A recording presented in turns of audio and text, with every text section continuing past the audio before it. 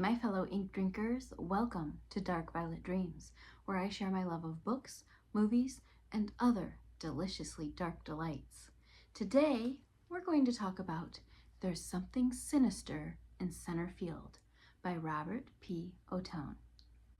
Casey knew the Kingfishers were slated to win it all.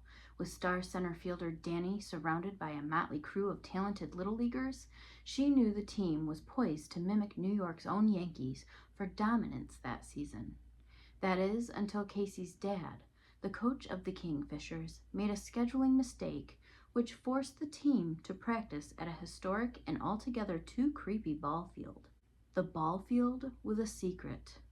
A ball field with a cemetery just beyond center field.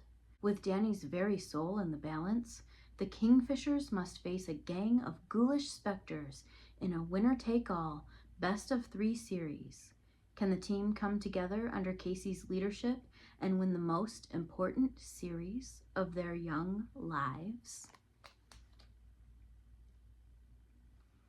If you are looking for an exciting and wholesome summer read, this is the book for you. This is a middle grade horror book, much like Goosebumps, and has definite Sandlot vibes. So if you're looking for something like that, full of nostalgia and heart, I highly recommend you check out There's Something Sinister in Centerfield.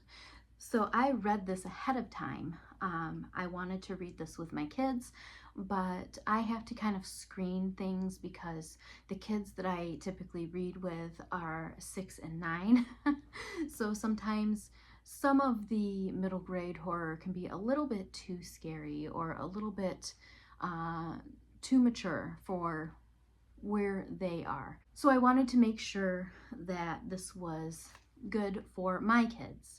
It just depends on the season of life and what I think that they can handle based on our history and the things that seem to scare them now. So I definitely think this is a safe read for these kiddos, and I am super excited to read it with them.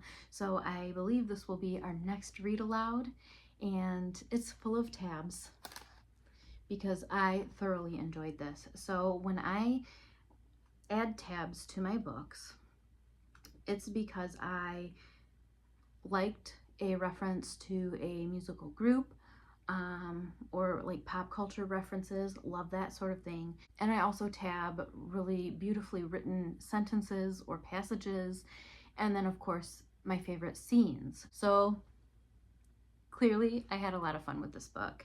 Definitely check this out. And other works by Robert Oton. He is an amazing writer. I've read, I think this is my 3rd or 4th book by Rob, and he's wonderful. I think all of his books have been rated 5 stars by yours truly, so you really can't go wrong with him, and I cannot wait to read more by this author.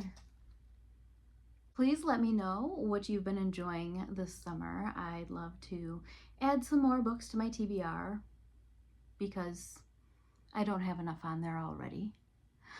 Anyway, apple juice cheers.